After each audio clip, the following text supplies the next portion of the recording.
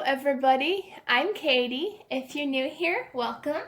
And today we are going to be doing a Bible journaling page using a lot of different things. We're going to be using a napkin, so get those pretty napkins out of storage and let's go and have some fun. So you can find pretty napkins anywhere. You can find them online on Amazon. You can find them at the dollar stores, Party City, and any number of craft stores have napkins. So I actually haven't bought any napkins for myself. I've been so blessed with napkins from other people that I don't think I'll need napkins for at least maybe a decade. No, maybe not that long. But I thought today would be a fun time to use napkins again. We've used napkins in the past a long time ago, in the beginning of last year, and I just thought it'd be fun to do another napkin page. So we're going to be using some napkins. We're going to be using Distress ink today, which is going to be a lot of fun. I'm not sure if I'm going to use this color or not, depending on what it looks like. Haven't used it yet, so I don't know. And then I'm going to be using a silicone makeup pad because this is awesome. I learned how to use this at a Bible journaling conference, and this thing is awesome to use with Gesso, which we'll be using as well. And everything I use, I will link down in the description box below. Okay, so I will link down everything I use down in the description box below so you can check it out. Dina Wakley Clear Gesso is my favorite that I've used so far. It doesn't leave the paper super wrinkly and it dries clear and smooth and I love it so much. And then the last thing we'll be using, well, I'll also be using some stamps and ink too for the verse. You can handwrite it, you can do whatever you want. So here, I just got these and I'm super excited to use them. I have not used them yet. They are laser cut paper stencils and I probably am not that happy that they're paper, but I did, where's the one that I'm using? Okay, I did try to use Gesso on it and Gesso actually dried like really clear, so I'm not sure how that's going to work, but I wanted to Gesso it a little bit because it does say if you want them to last longer to cover them with like a glaze or something to extend the life of them. So it does say to use with gelatos and Pit Artist pens, but I'm going to try using them with Distress ink because I love Distress ink and they go pretty nicely, so that's what I'm using today.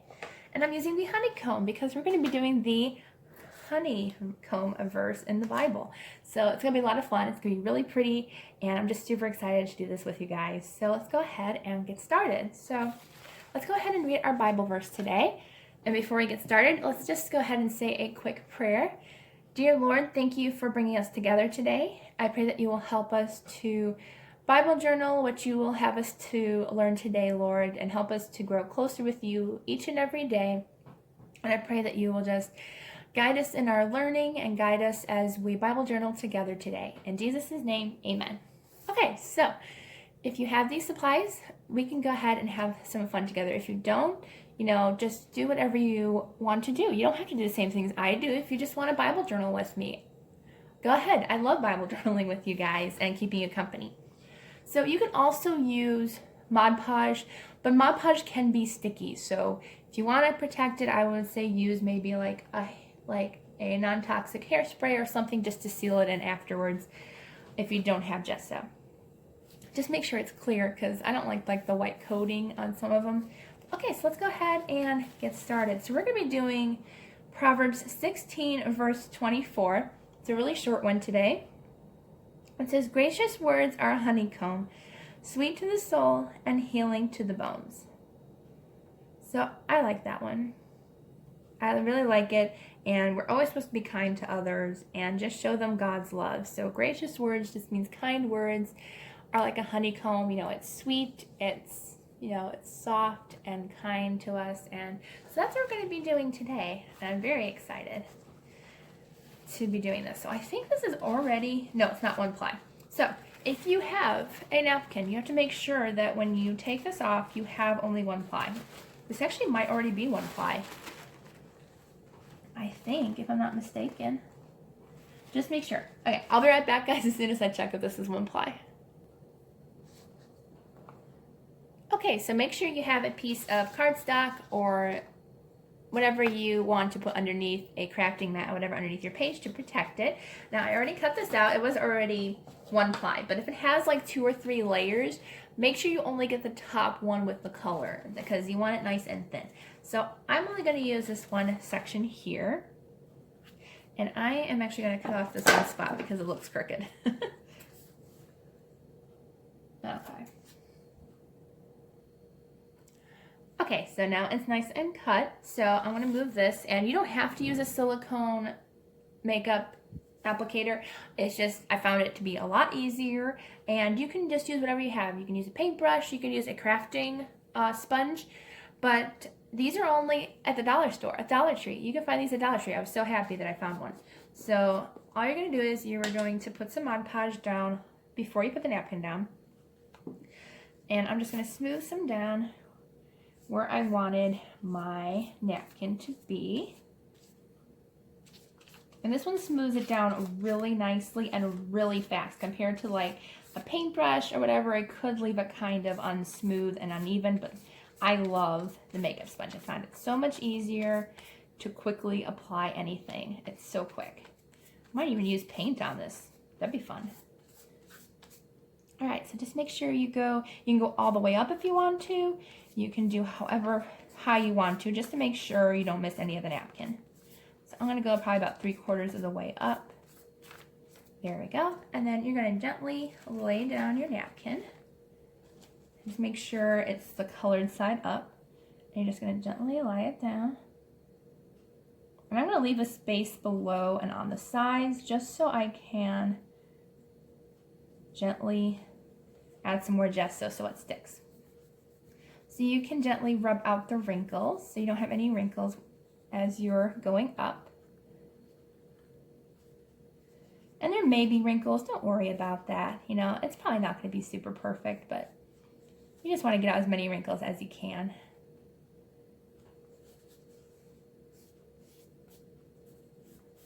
And just smooth it out. There we go. And then you can add some more gesso on top. I always have wrinkles in my napkins. I don't know why, but I do. But I'm just going to go across. And you can gesso the whole top, I would, just so it doesn't rip or tear. And just add gesso on the top. So I'm going to fast forward through this, but gesso the whole top of that. Alright, so I finished that up and I dried it with a hairdryer, so it's nice and dry. There may be little spots, but that's okay. So it's mostly dry. So now we're going to be using these fun, really awesome, fun stencils. So I think I'm going to be using the medium-sized stencils. I'm just going to have fun and go for it because I never used these stencils before, but I think we're just going to go have fun and have some fun. So I'm going to start with the, let's see, the Vintage Photo, because Vintage Photo is like one of my favorite distress inks. So if you're new to distress inks, they're fairly easy to use. I'm not the greatest with them because I've had no practice, but you just want to ink up your stamp or your applicator and you just want to go around and whichever way you want to. Most of these honeycombs are kind of crooked, so I'm going to just have it be a little crooked. I'm going to just have fun spreading these around now. Now distress ink, you kind of have to really load up your brush just to make sure you get every little spot you can. So I'm just going to go ahead and do this. So I'm going to fast forward through this for you guys, so that way you can see me do it, but that way you don't have to be here for a long time watching this. So I'm just going to press down on my stamps and go ahead and start applying this.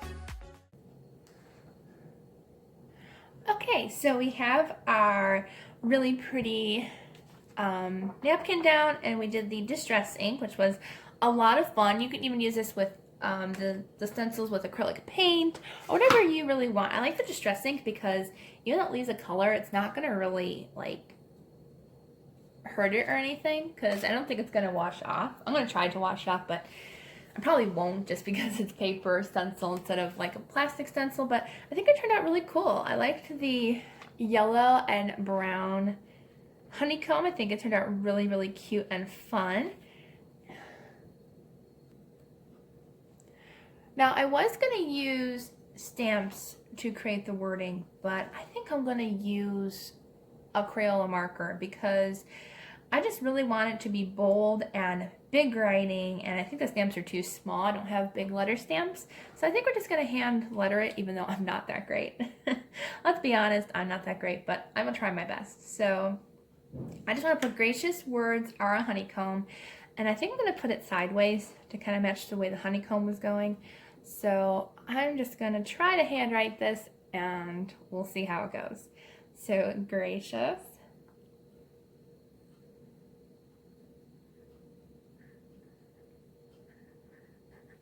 I know it's not going to be perfect, but we're going to try.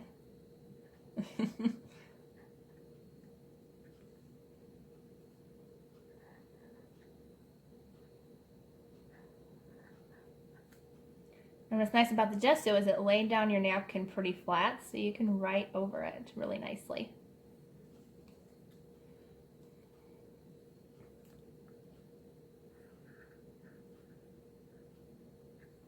And you can play around with your lettering to see how it looks. I kind of like connecting all my letters. I don't know why, but it seems to look okay.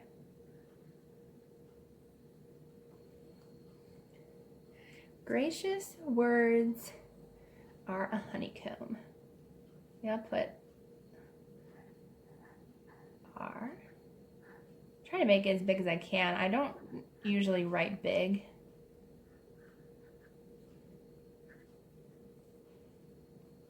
I'll put honeycomb right here.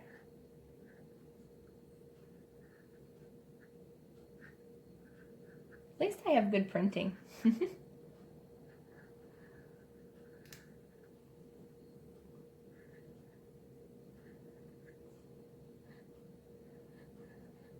And writing on napkins can be kind of a challenge too.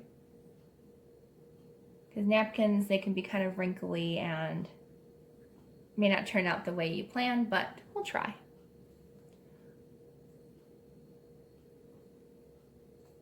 I'm going to put sweet to the soul as well.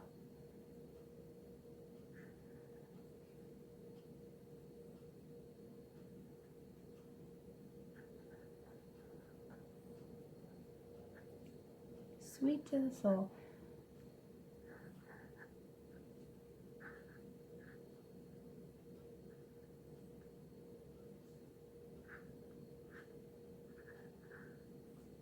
Oh, look at that nice big O.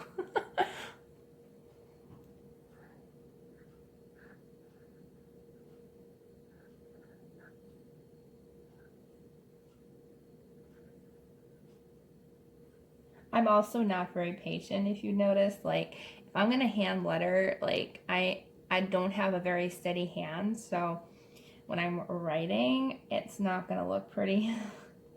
Because I have to write pretty fast because my hands kind of hurt after a while with writing.